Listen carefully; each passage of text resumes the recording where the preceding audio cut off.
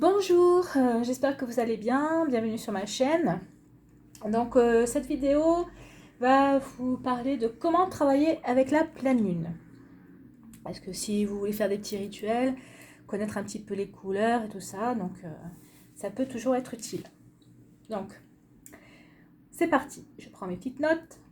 Alors environ 15 jours après la nouvelle lune, la pleine lune fait son apparition. Le soleil l'éclaire pleinement et les marées sont à nouveau à leur maximum. Il arrive que certaines personnes sentent le soleil les tirer dans un sens et la lune les tirer dans l'autre sens. Et leur énergie peut leur sembler un peu dispersée. Pardon. La pleine lune est le grand moment du cycle lunaire. C'est un passage très important pour le travail intérieur, pour chercher en soi, guérir, transformer les blocages et abandonner le passé, des choses que nous avons tous à faire régulièrement. La lune croît et décroît sans cesse. La pleine lune est également considérée comme le point culminant du cycle lunaire mensuel. Les énergies s'accumulent graduellement jusqu'à la pleine lune, puis d'un coup, paf, au moment de la pleine lune, on nous oblige à affronter nos parts d'ombre, nos démons. C'est certainement pour cela que certaines personnes semblent un peu lunatiques. C'est une période où il faut faire surtout attention à nos projets créatifs et à nos rêves. C'est un bon moment pour réfléchir à nos objectifs, à nos sentiments et aux questions touchant les relations et la famille. C'est aussi un bon moment pour les transformations, les capacités psychiques, la force, l'amour, le pouvoir et la fertilité. Il s'agit donc de s'affranchir du vieux, d'abandonner les énergies inférieures qui viennent de bouleversements ou de tout autre événement négatif. Il s'agit aussi d'abandonner des habitudes négatives auxquelles nous avons cédé. Il s'agit aussi de se libérer de pensées, d'habitudes, d'attitudes nocives, de relations nocives. C'est donc le moment de lâcher prise et de faire table rase et de se débarrasser de sentiments de culpabilité, de peur, de déception, de jalousie et donc de tout ce qui est contre-productif pour nous. La pleine lune est aussi un moment important pour le travail intérieur. Pour l'introspection, la guérison, la transformation des blocages et l'abandon du passé. Lorsque la lune est pleine, son éclat est au maximum et elle peut éclairer notre noirceur. Elle nous permet également de voir où les choses sont en déséquilibre. Par exemple, trop de dépenses, nous serons rappelés à l'ordre et nous devrons mieux nous contrôler. Trop de générosité, nous devrons savoir prendre à notre tour, etc. La pleine lune est aussi le moment idéal pour pratiquer le pardon et la gratitude, et ainsi de transformer les émotions négatives, les peurs, les disputes, les déceptions, les drames, ceci afin de dégager le karma qui accompagne ce qui s'est produit.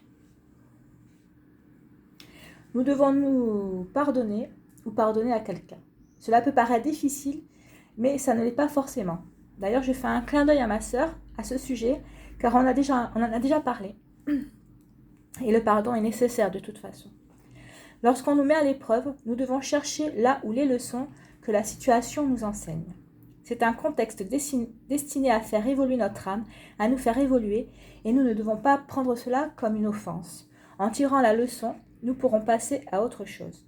Alors, une fois par mois, lors de la pleine lune, prenons le temps de régler nos comptes et de pardonner, car de toute façon, le ressentiment ne mène qu'à l'amertume qui est nocive.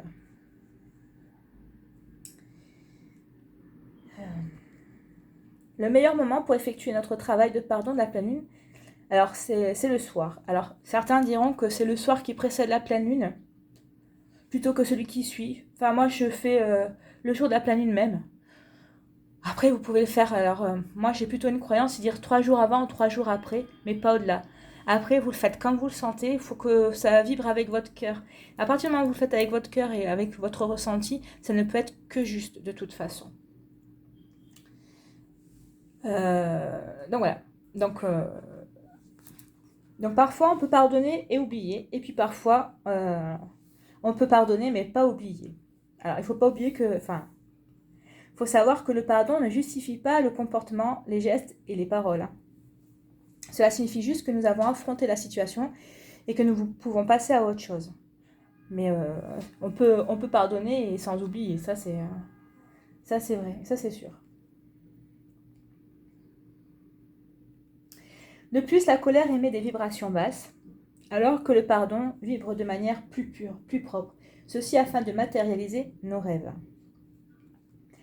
Alors, à savoir, nous pouvons pardonner à des gens qui nous ont même blessés ou vexés pendant notre enfance, notre adolescence. Alors, vous n'avez pas de limite de temps dans votre volonté du pardon. C'est-à-dire que même si vous avez 50 ans et que vous avez été, vous vous rappelez qu'à l'adolescence, telle ou telle personne vous a blessé, même si vous ne voyez plus cette personne, vous n'hésitez pas à lui pardonner, quoi.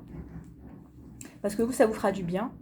Et peut-être qu'à la personne aussi, qui n'en a pas conscience, ça lui soulagera ses énergies aussi. Donc il n'y a pas de limite de temps dans la volonté du pardon.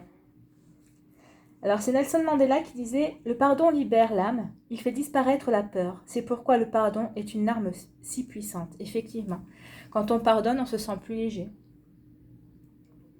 Donc avant de faire votre liste de pardons, faites le vide dans votre tête et respirez profondément. Méditez si vous avez besoin, si vous en ressentez le besoin, si c'est nécessaire pour vous. Et posez-vous les questions suivantes. De quoi devez-vous vous libérer ce mois-ci? À qui devez-vous pardonner? De qui ou de quoi êtes-vous reconnaissant? Puisqu'on fait les gratitudes aussi, pas que le pardon. Donc lorsque vous aurez fini votre liste et que vous aurez visualisé les personnes ou les situations à pardonner, dites en silence ou à haute voix « Je te pardonne » pour chaque ligne de votre liste en créant un lien avec le cœur. Effectivement, hein, il faut que à chaque fois que vous disiez « Je te pardonne », ça soit dit avec le cœur, sinon ça ne sert à rien, ça ne fonctionnera pas.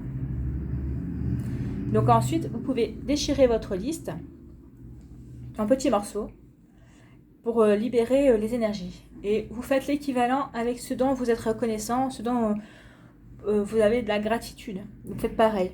Vous dites je suis reconnaissant pour telle chose ou pour telle personne dans ma vie.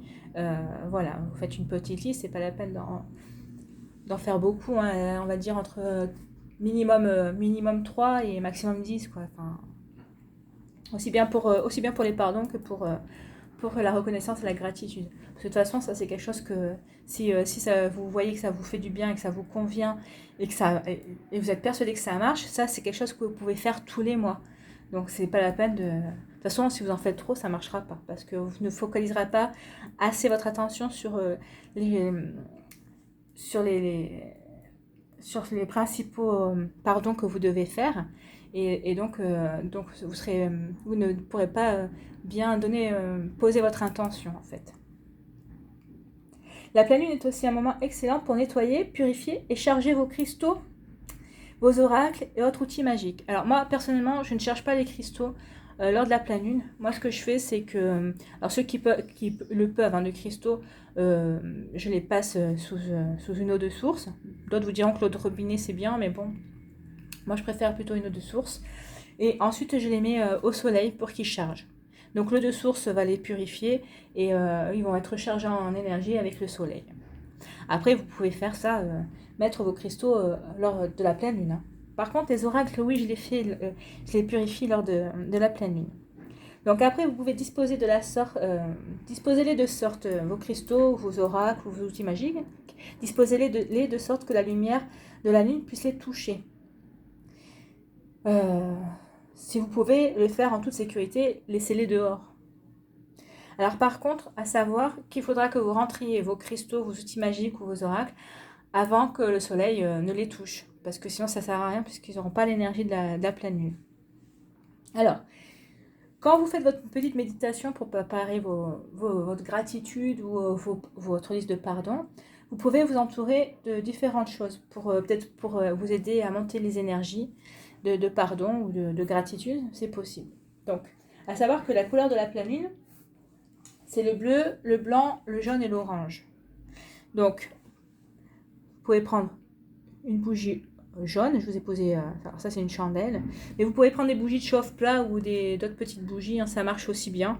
Du moment que vous y croyez et que vous portez l'intention qu'il faut, peu importe la bougie, mais il faut respecter la couleur. Alors si vous préférez le jaune, l'orange, le bleu ou le blanc. Le blanc pour purifier, c'est bien. Si vous êtes en purifier. Après le pardon, ça peut être le jaune parce que ça va apporter du soleil. Ou le bleu, c'est la paisibilité aussi, c'est le calme. Donc, vous pouvez utiliser ça. Vous pouvez vous entourer de pierres aussi. Donc, le pierre, alors, les pierres, les cristaux, là, c'est une pierre, c'est de l'ambre. Vous voyez comme elle est jolie. Alors, vous avez la pierre de lune, ici. Voilà. Donc, vous avez la pierre de lune, la sélénite que je n'ai pas, la tourmaline noire, l'obsidienne, donc l'ambre que je vous ai montré, le quartz rose, ici. Le quartz rose et l'opale, que je n'ai pas. Après, vous pouvez aussi vous entourer de plantes ou d'huiles essentielles ou d'encens. Donc, vous avez l'oliban, le santal, la rose, le cèdre, baie de genévrier, l'hysope, la myrte, l'orange, la palissandre, la mandarine, l'arbre à thé, l'achillée ou l'aquilée, je ne sais pas comment on prononce, millefeuille et la sauge. Et moi, c'est de la myrte, ça. C'est des bâtonnets d'encens. Voilà, c'est de la myrte. Voilà. Donc voilà ce dont vous avez besoin pour travailler avec la pleine lune. J'espère que cette petite vidéo vous aura aidé. Vous aura donné des pistes pour savoir que travailler lors de la pleine lune pour bien vous servir de ces énergies. Donc, n'oubliez pas de liker, de partager et de vous abonner si la vidéo vous a plu. Et je vous dis à bientôt à une prochaine vidéo. Au revoir!